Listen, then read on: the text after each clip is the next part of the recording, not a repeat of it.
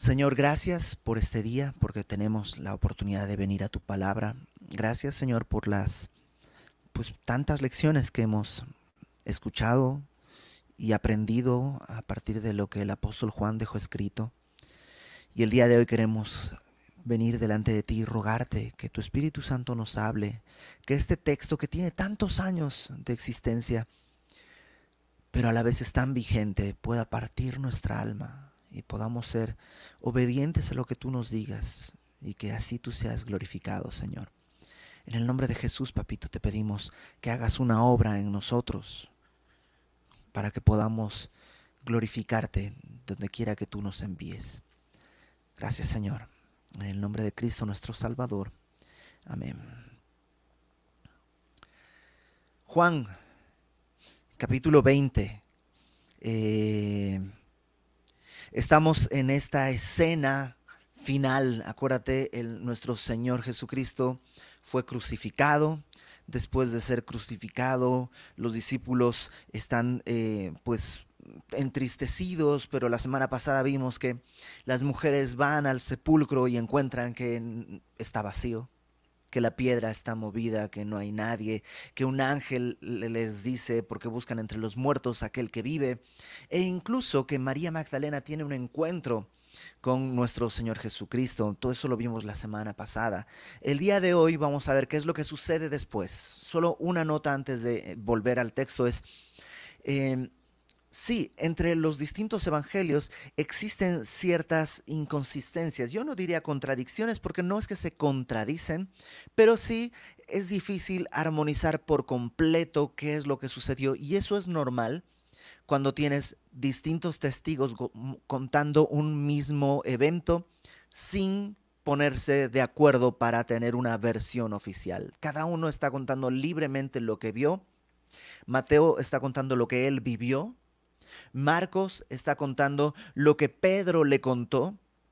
Lucas, que escribe su evangelio mucho después de los eventos, bueno, no mucho, pero un par de décadas después de los eventos, Lucas está contando lo que él ha investigado, de cómo sucedieron las cosas, una especie de reportaje, digámoslo así. Él hace una serie de entrevistas para poder armar su evangelio. Y Juan escribe al final de su vida con los recuerdos que él tiene, tratando de contar algunas cosas que otros evangelios probablemente no habían dicho. Entonces, en medio de todo esto, sí puede haber ciertas inconsistencias narrativas, pero ninguna que ponga en peligro el discurso único, el mensaje coherente que tienen todos los evangelistas. Que el mensaje coherente y único es este: el Señor Jesucristo ha resucitado. No hay duda de eso. De hecho, durante el libro de Hechos, lo que vemos es que hay todo tipo de controversias de los fariseos y los saduceos contra los cristianos. Les acusan de sedición, les acusan de muchas cosas, pero nunca nadie les acusa de que Jesucristo no está vivo. Hubiera sido muy fácil para los fariseos y los saduceos decir: ¿de qué están hablando? Si Jesucristo está muerto, aquí está su tumba, vamos todos, quitemos la piedra, ahí están los huesos. Pudieron haberlo hecho, estaban ahí los hechos, estaban ahí los testigos, pero nadie hizo nada parecido. ¿Por qué? Porque nadie cuestionaba la resurrección de Jesucristo. Entonces, capítulo 19, y vamos a ver un poquito lo que Juan nos va a narrar. Perdón, capítulo 20, versículo 19. Cuando llegó la noche de aquel mismo día, estamos en el domingo, primer día de la semana, muy temprano las mujeres fueron a la tumba, tuvieron todo esto que les decía, se encontró María Magdalena con Jesús y fue ella a decirle a los discípulos. Pedro y Juan habían ido temprano, no tan temprano como ella, pero habían ido temprano, vieron las cosas. Bueno, ahora dice, verso 19, cuando llegó la noche de aquel mismo día, ese primer día de la semana, estando las puertas cerradas en el lugar donde los discípulos estaban reunidos por miedo a los judíos, vino Jesús y puesto en medio les dijo: paz a vosotros. Ya era al atardecer de ese mismo domingo y estaban, dice, encerrados en un lugar por miedo de los judíos. Acompáñame por favor a Lucas capítulo 24 porque nos cuenta un detallito que puede ser importante. Lucas 24, versículo 33.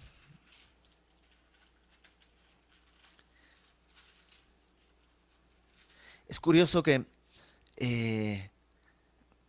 pues las mujeres estaban afuera yendo a honrar el cuerpo de Cristo. Incluso María Magdalena le dice a Jesús, pensando que es el hortelano, le dice, dime dónde está, yo voy y lo traigo. O sea, ya no tiene ningún temor, ningún reparo en que la vean con el cuerpo de Jesús, que la vean que lo amaba. Ella no tiene ningún problema. Mientras que los discípulos están con miedo encerrados en una casa. Lucas 24, versículo 33, nos cuenta algo que sucedió. Un poquito antes, Lucas nos había narrado de dos discípulos que iban camino a Emaús. No sé si tú recuerdas la historia.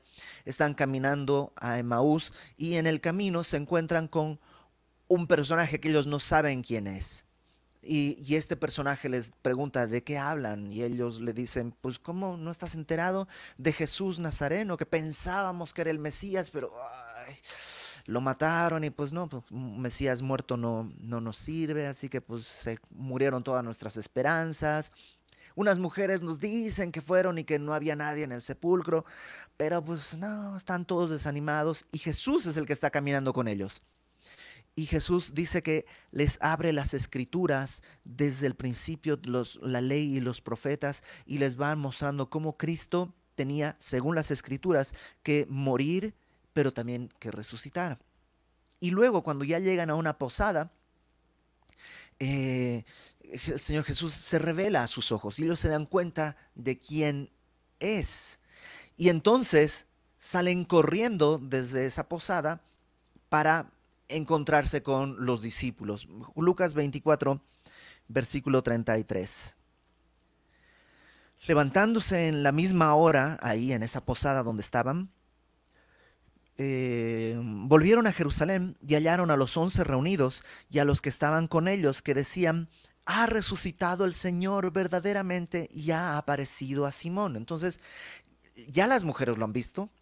De alguna manera Pedro ya lo vio. Estos discípulos vienen corriendo diciéndoles, hemos visto al Señor, estuvimos caminando con Él y ni nos dimos cuenta. Entonces, todos han escuchado de alguna manera que Cristo ha resucitado. Versículo 34. Decían, ha resucitado el Señor verdaderamente, ha aparecido a Simón. Entonces ellos contaban las cosas que les habían acontecido en el camino y cómo le habían reconocido al partir el pan. Mientras ellos aún hablaban de estas cosas, Jesús se puso en medio de ellos y les dijo, paz a vosotros, la misma escena que leímos en Juan. Entonces, espantados y atemorizados, pensaban que veían espíritu. O sea, ya tenían el testimonio de un montón de gente, ha resucitado. Ahora Jesús mismo aparece delante de ellos y lo que hacen es espantarse porque piensan que es como un fantasma, ¿no? Pero Él les dijo, ¿por qué estáis turbados? Y vienen a vuestro corazón esos pensamientos. Mirad mis manos y mis pies, que yo mismo soy. Palpad y ved, tóquenme, porque un espíritu no tiene carne ni huesos como veis que yo tengo. Y diciendo esto les mostró las manos y los pies, y como todavía ellos de gozo no lo creían, o sea, primero no creían porque pensaban que no era posible, luego tenían dudas y ahora lo ven y de gozo no pueden creerlo. Estaban maravillados. Jesús les dice, ¿tienen algo de comer? Entonces le dieron de un pez asado, un panal de miel, y él lo tomó y comió delante de ellos. Entonces, cuando Jesús se aparece en esta escena, que regresa conmigo a Juan, por favor, Juan capítulo 20, versículo 19, dice que estaban las puertas cerradas y los discípulos estaban reunidos por miedo de los judíos. Vino Jesús y se puso en medio de ellos y les dijo, paz a vosotros. ¿Por qué tenían miedo de los judíos? Bueno, por un lado, los que creían que Jesús había muerto y ya tenían miedo de que pues mataran a los discípulos por temor de que ellos continuaran con la enseñanza. Y los que creían que Jesús había resucitado tenían miedo de que los judíos los mataran porque pensarían que ellos han robado el cuerpo o algo así. En todo caso, están encerrados. Cuando dice los judíos, se refiere a la clase gobernante, ¿no? A los fariseos, los saduceos, la gente gobernante. Ah, hay una cosa que creo que la he escuchado en toda prédica que toca este asunto. Y híjole, yo siempre soy un Contreras, yo creo.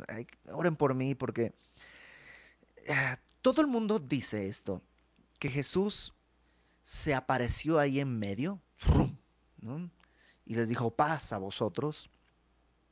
Y hablan de que el cuerpo de Jesús tenía ciertas características, ¿no? Podía atravesar paredes porque estaban cerrados, ¿no? Podía hacerse como invisible, atravesar paredes y de pronto ¡prum! Materializarse, y por eso ellos como que se espantan y todo esto.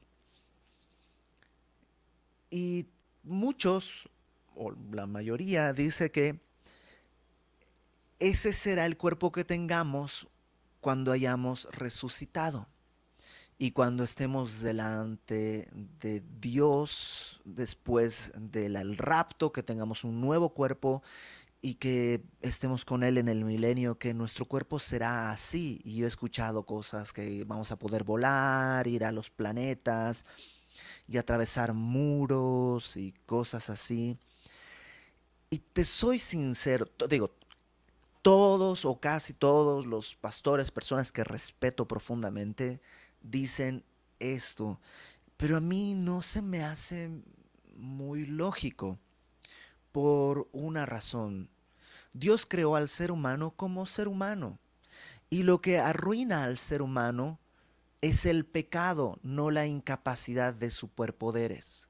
Entonces, cuando Dios nos restaure como humanidad, yo creo que nos va a restaurar a una humanidad normal, pero sin pecado.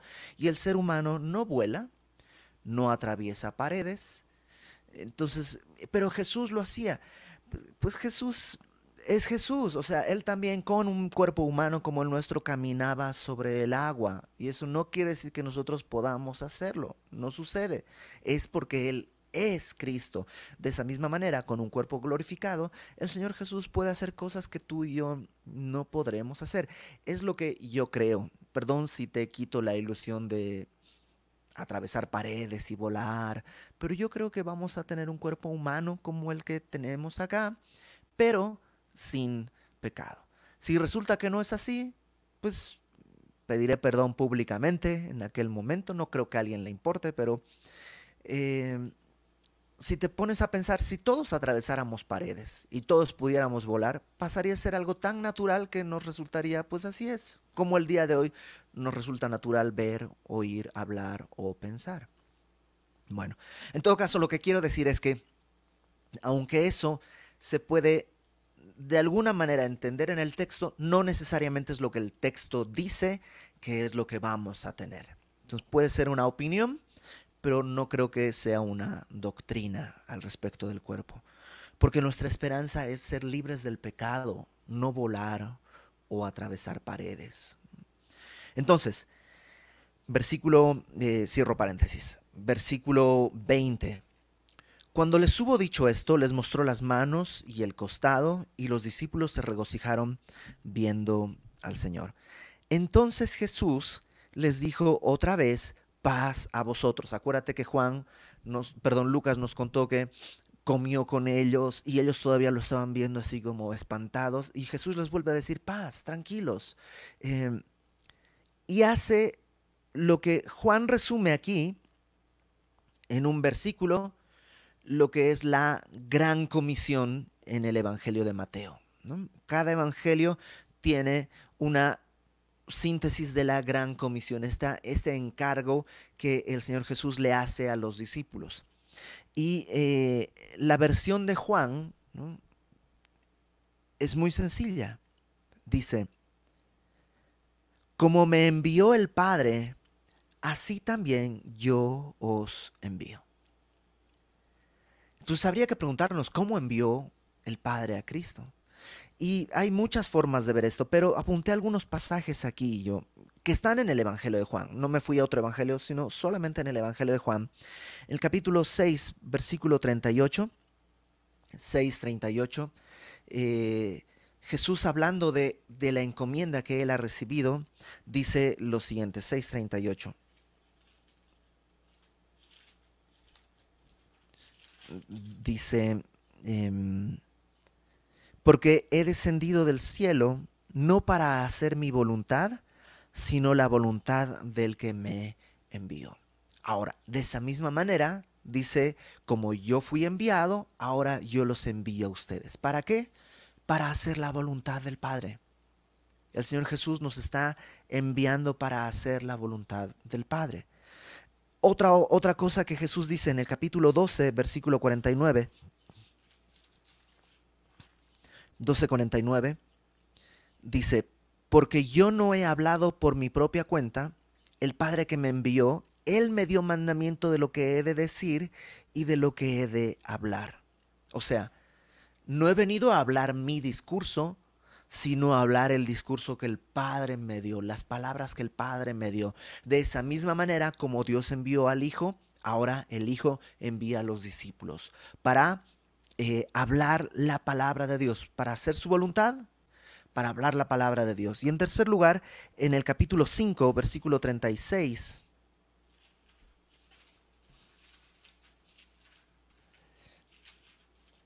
5:36 dice, mas yo tengo mayor testimonio que el de Juan, porque las obras que el Padre me dio para que cumpliese, las mismas obras que yo hago dan testimonio de mí, que el Padre me ha enviado. O sea, para hacer la voluntad del Padre, para hablar las palabras del Padre y para hacer las obras del Padre. De esa misma manera, ahora tú y yo somos enviados para hacer la voluntad de Dios, para hablar las palabras de Dios y para hacer las obras de Dios.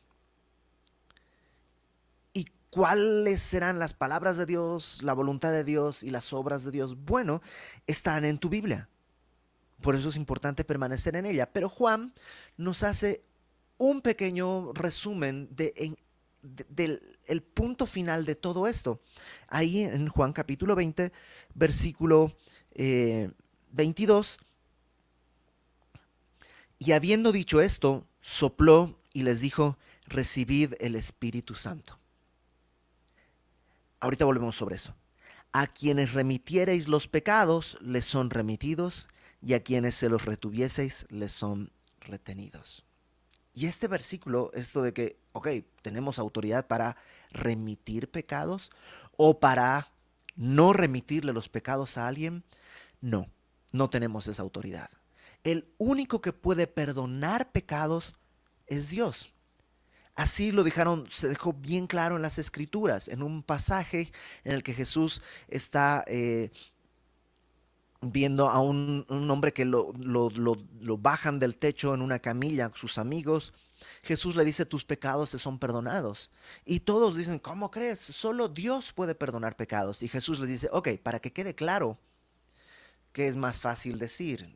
Levántate o tus pecados te son perdonados. Bueno, más fácil decir es tus pecados te son perdonados porque pues nadie puede comprobarlo, decirlo.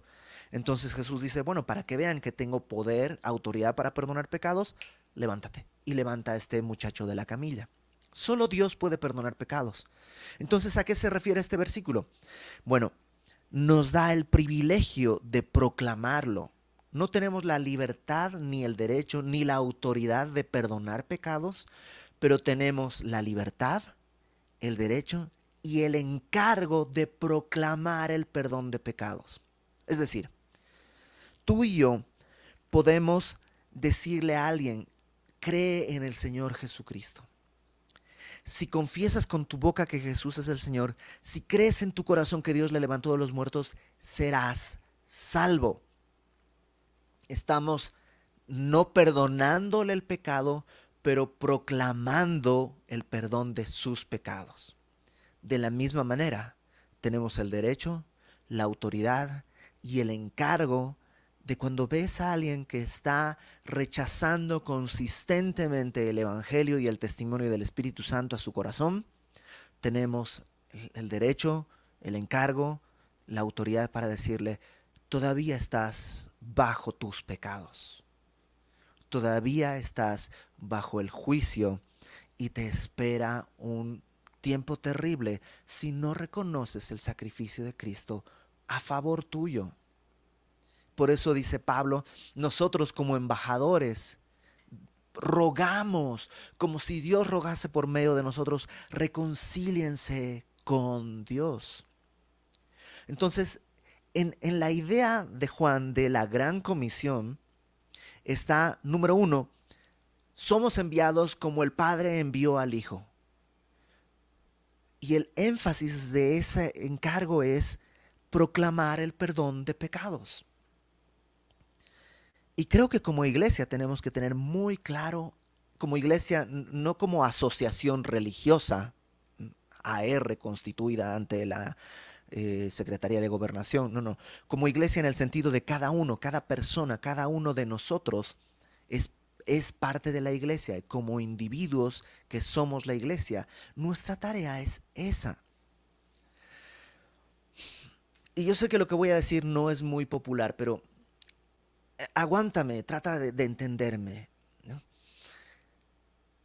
¿Llevar despensas a personas con necesidad es algo bueno? Sí, pero no necesitas ser salvo para hacerlo. Lo puede hacer Slim, lo puede hacer Bill Gates, lo puede hacer Marilyn Manson, lo puede hacer hay un reggaetonero que se llama Bonnie o algo así, ¿no? Bueno, o sea, no importa quién, pero lo puede hacer cualquiera. No es necesario ni el Espíritu Santo ni el testimonio de Cristo para repartir despensas. Y no estoy diciendo que está mal, de ninguna manera. Pero si la meta es repartir despensas, no es la gran comisión. La gran comisión, el encargo de Dios, porque Jesús no fue repartiendo despensas. Jesús fue proclamando el perdón. El reino de Dios se ha acercado, arrepentidos y creed en el Evangelio. Esa es la tarea que no la puede hacer por muy buena voluntad que tenga. No la puede hacer Bill Gates, no la puede hacer el señor Slim, no la puede hacer, no la puede hacer nadie, solo la iglesia. Ahora, que el mostrar misericordia hacia mis hermanos es una puerta que permite que el amor de Cristo pueda manifestarse, por supuesto, por supuesto. Y en ese sentido estamos llamados a extender nuestra mano, a abrir nuestro corazón, a ayudar al necesitado, por supuesto. Porque ¿cómo puedo decir que amo a Dios a quien no he visto si no amo a mi hermano a quien sí veo? Pero la meta no es la, la justicia social. La meta no es la justicia social, la meta es la proclamación del perdón por medio del sacrificio de Cristo. Espero que me comprendan. No estoy diciendo que está mal o que no debemos participar o algo así. No, no, no. Debemos participar y debemos intentar y debemos tratar de aliviar incluso las necesidades materiales de nuestros hermanos. Creo que ese es un llamado para ejercer en amor, por supuesto que sí, pero eso es solo un camino por medio del cual, una excusa por medio de la cual podemos proclamar el Evangelio. Espero que quede claro, porque eso es el mensaje de Juan, que crean. Ahora, en el versículo 22, me salté un pedacito que dice, habiendo dicho esto, sopló y les dijo, recibid el Espíritu Santo.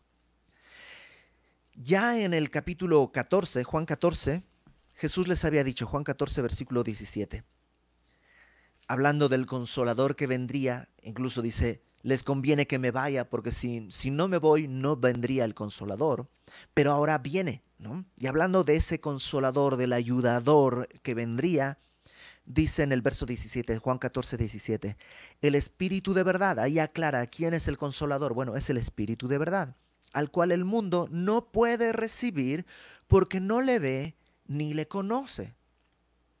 Pero, o sea, el mundo es ignorante de Dios, de su presencia, pero ustedes le conocen porque mora, ya que dice dos cosas, porque vive, habita, dos cosas.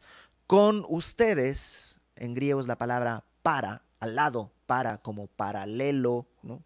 Junto, eh, porque mora con ustedes, pero dice en futuro estará dentro de ustedes. Ya lo hemos hablado. El Espíritu Santo está al lado de todo el mundo para convencerlo de pecado, de juicio y de justicia. El Espíritu Santo es el que se paró a tu lado durante toda tu vida diciéndote necesitas un Salvador, necesitas un Salvador. Y en algún momento, por gracia de Dios, prestaste atención y dijiste, wow, necesito un Salvador. Cuando pasa eso, el Espíritu Santo ya no está al lado tuyo, sino ahora está dentro de ti. Cuando ya sea en la iglesia te dijeron quién quiere recibir a Cristo, o escuchando el mensaje tú te identificas y dices, wow, soy pecador, necesito un Salvador, Cristo ven a mi vida. En ese momento el Espíritu Santo ya no está a tu lado, sino ahora está dentro de ti. Bueno, los discípulos habían estado creyendo muchas cosas, pero no creían que Cristo había muerto y había resucitado para su justificación. No lo creían. Es en ese momento que están empezando a creer. Jesús les está hablando y empiezan a unir cables en su cabeza, les cae el 20 y dicen, "Ah, mi pecado fue pagado por su sangre en la cruz y resucitó para mi justificación". La cuestión es que en ese momento, por decirlo de alguna manera, son creyentes. A partir de ese momento, creyentes en el sentido bíblico de la fe en el sacrificio de Cristo. Y por eso Jesús les dice, reciban el Espíritu y sopla. Y es un poco como la idea del inicio, de Génesis. Cuando Dios crea al hombre, lo crea completo y ahí está, pero es como un zombie. Está muerto, está así, entero, pero muerto. Hasta que Dios sopla aliento de vida en su nariz. Y entonces Adán pasa a estar vivo. Bueno, los discípulos, junto con todo el mundo, antes de creer en Cristo, están muertos en sus delitos y pecados, hasta que Jesús les dice, reciban el Espíritu.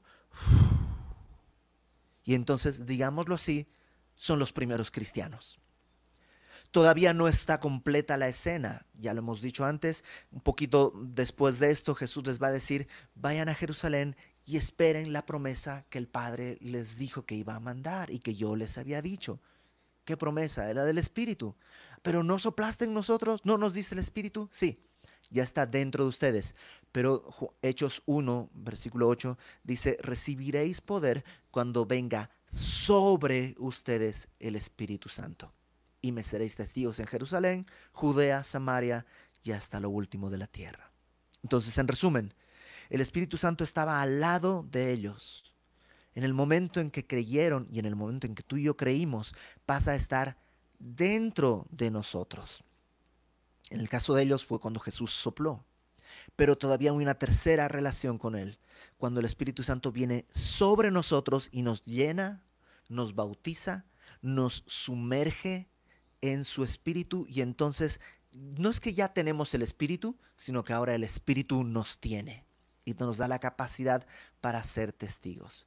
Entonces, lo que Jesús está diciéndoles es, ok, estamos en una nueva etapa. El Espíritu Santo ahora estará dentro de ustedes para poder cumplir la tarea que les encargo, de ir y anunciar el perdón de pecados, de remitirles a los que les remitan y de retenerles a los que les quede retenido. Versículo 24.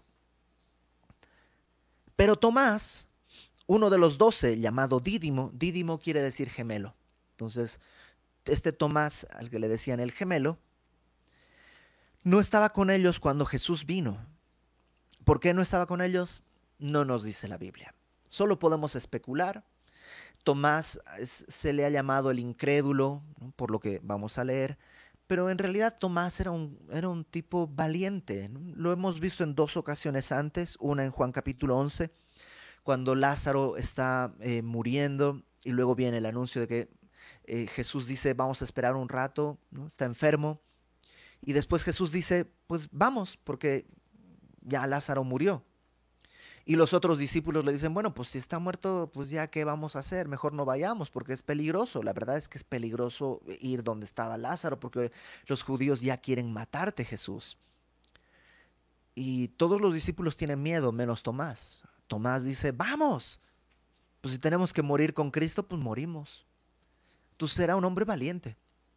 Por otro lado, lo vemos cuando en el discurso en el aposento alto, en el capítulo 14, Jesús les dice, ustedes conocen el camino. Y todos los discípulos quedan callados, excepto Tomás. Tomás dice, levanta la mano y dice, yo no sé de qué estás hablando. ¿Nunca tuviste un compañero de clase que preguntaba lo que tú querías preguntar, pero que a ti te daba cosa, ya sea porque miedo a parecer que no entendiste? Yo tengo un amigo que era esta persona. Todo lo que yo no entendía, estaba batallando, él levantaba la mano y decía, a ver, yo no entiendo, ¿me lo puede volver a explicar? Y todos en el salón estábamos felices de que él siempre preguntaba. Bueno, Tomás era ese. Él no quería guardar las apariencias.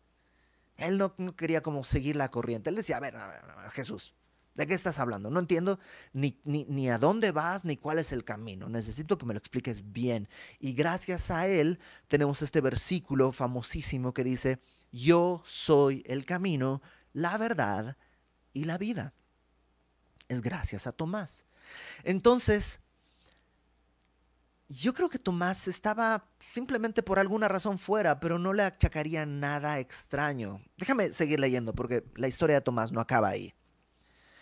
Vino Jesús, perdón, no estaba con ellos cuando vino Jesús, versículo 25. Le dijeron pues los otros discípulos. Cuando llega Tomás, ya al día siguiente, ¿no? Jesús ya no está, y le dicen, al Señor hemos visto. Y él les dijo, si no viera en sus manos la señal de los clavos, y metiere mi dedo en el lugar de los clavos, y metiere mi mano en su costado, no creeré. Por eso se le llama Tomás el incrédulo. Pero Tomás no está siendo distinto de los otros. Los otros tampoco creyeron, no le creyeron a Marta, a María Magdalena, no le creyeron a las mujeres. Es más, Jesús se apareció ahí y no creían, decían, no, hombre, es un fantasma. Oh, Jesús les tiene que decir, a ver, toquen, toquen, soy carne y huesos, toquen, un fantasma no es así. Ya, y de gozo tampoco podían creer hasta que le ven comer, hasta que Jesús les dice toquen. Entonces ellos no son distintos de Tomás, o Tomás no es distinto de ellos, no más que Tomás quedó solito. Pero Tomás dice, necesito creerlo. Perdónenme, pero necesito creerlo. Versículo 26. 8 días después estaban otra vez sus discípulos dentro y con ellos Tomás. Una semana después están reunidos nuevamente los discípulos y ¿qué estarían haciendo? ¿De qué estarían hablando? ¿Estarían con miedo otra vez de los judíos? ¿O estarían pensando, vamos a reunirnos, cada que nos reunimos Jesús aparece? O quién sabe qué. Pero estaban reunidos, pero ya Tomás está ahí. Y Jesús dice que llegó estando estando las puertas cerradas y se puso en medio de ellos y les dijo paz a vosotros. Una vez más, parece que Jesús ¡bum!, aparece ahí, pero pues Jesús puede hacer eso y mil cosas más. O sea, es Jesús, es el Señor y ya con un cuerpo glorificado en su gloria entera puede hacer más. Entonces Jesús se aparece ahí en medio y le dice a Tomás, pon aquí tu dedo y mira mis manos y acerca tu mano y métela en mi costado, y no seas incrédulo, sino creyente. En español tiene un tono como de reproche, pero en griego parece que no es así. De hecho, la frase no seas incrédulo, sino creyente, eh, podrías más o menos traducirla como no sigas siendo incrédulo, sino sigues siendo creyente. Es como que le estuviera diciendo, sí, tropezaste, pero yo sé que creías, levántate, sigue siendo creyente.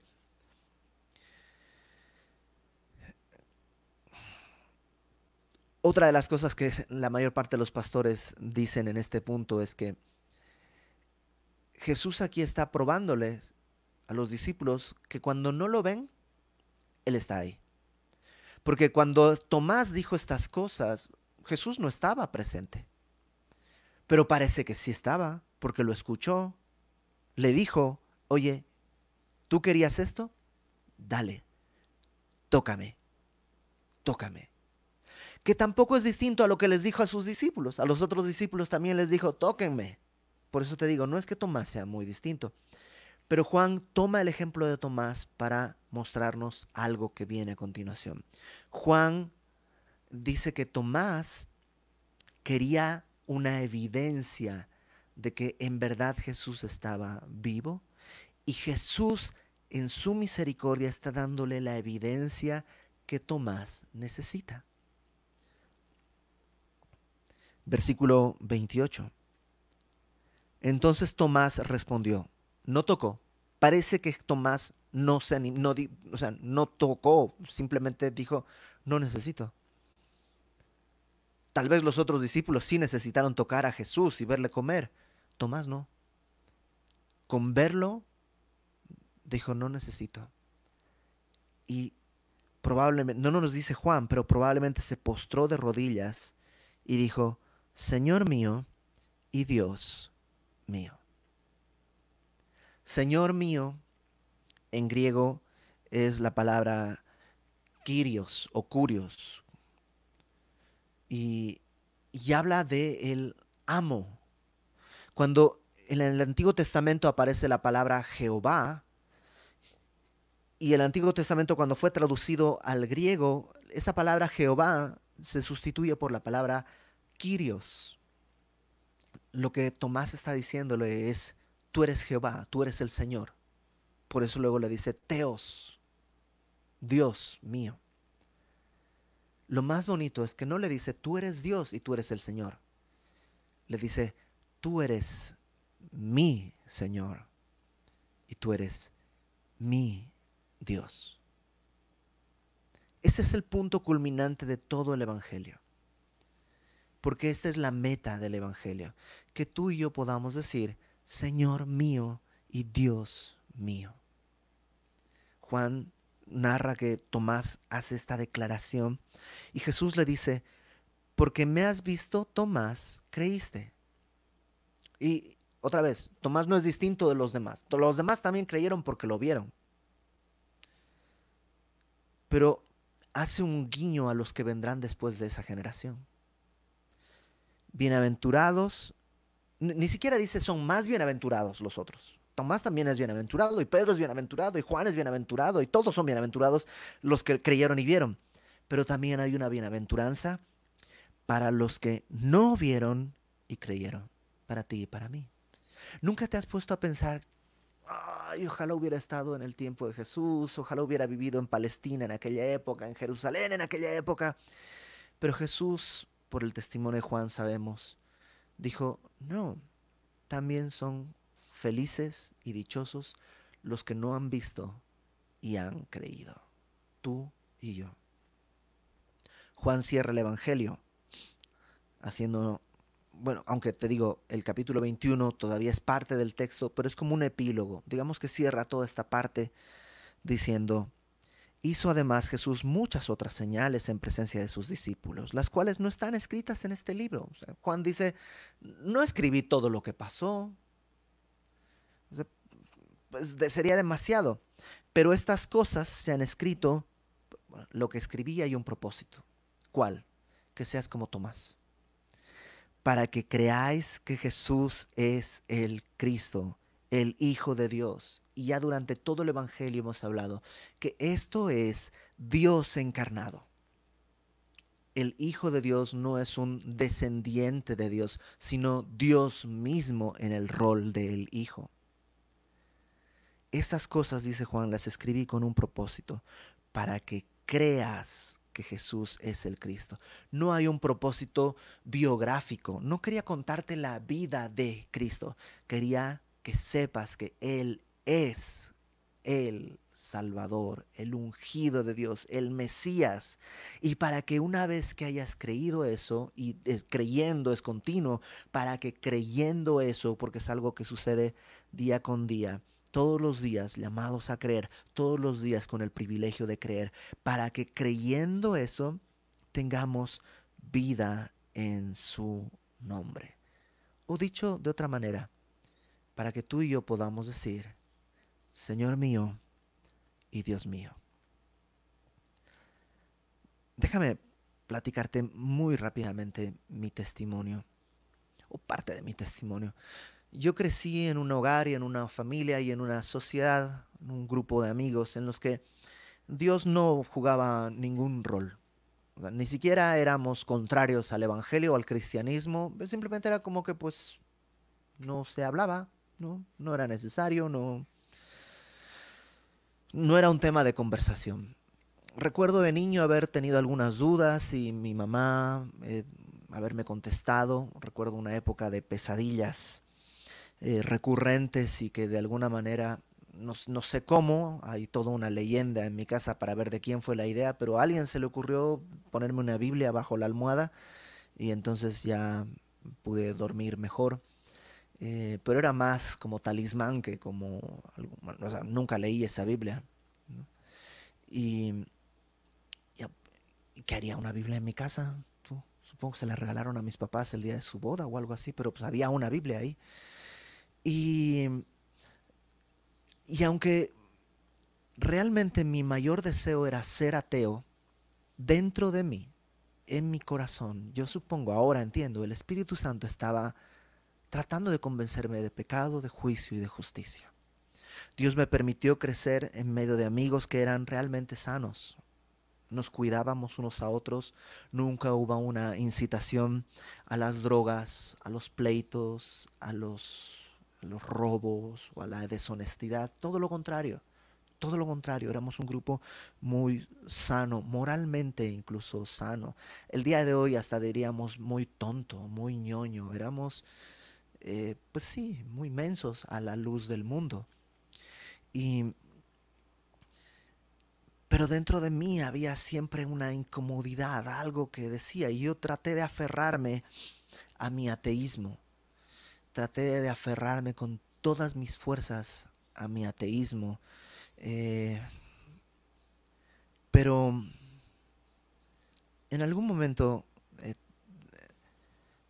Dios decidió confrontarme y decidió hacerlo de una manera que yo no lo había esperado. Me trajo a México. Y estando en México, en, en un lugar, en un departamento a solas, con mi familia a kilómetros, sin tener muchos recursos. En un momento ahí, en ese departamento, yo recuerdo haberme sentido tan vacío y haber escrito, incluso en un diario que llevaba, haber escrito, ¿es esto? ¿Es este vacío del que hablan los artistas que se han convertido al cristianismo? ¿Es esto lo que sienten aquellos que dicen que se han encontrado con Cristo? Y recuerdo ese día, esa noche, escribiendo esas cosas con mis dudas y recuerdo haber pensado, Señor, o sea, si es esto, dime, o sea, si es verdad, pues, o sea, ¿qué te cuesta revelarte? Y de alguna manera era como que yo le dijera, Señor, yo no voy a creer por lo que dicen los demás. Yo necesito meter mi mano en tu costado y necesito meter mis dedos. Y Dios en su misericordia me concedió eso.